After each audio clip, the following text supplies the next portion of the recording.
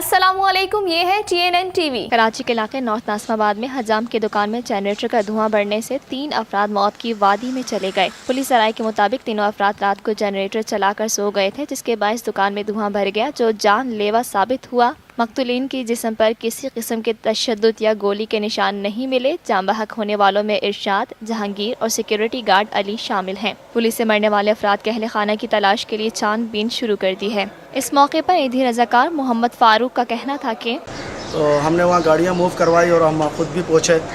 जब वहाँ पहुँचे तो दुकान की लोकेशन थी और जब दुकान को खोल के चेक किया गया तो अंदर ये तीनों बंदे एक्सपायर पड़े हुए थे। तो उसके बाद सरकारी महकमे सारों को तलब किया गया, रेंजर्स पुलिस सारे आ गए। उसके बाद उनकी कार्रवाई के बाद इन बॉडियों को गाड़ियों में शिफ्ट करके आबासी हॉस्पिटल लाया गया।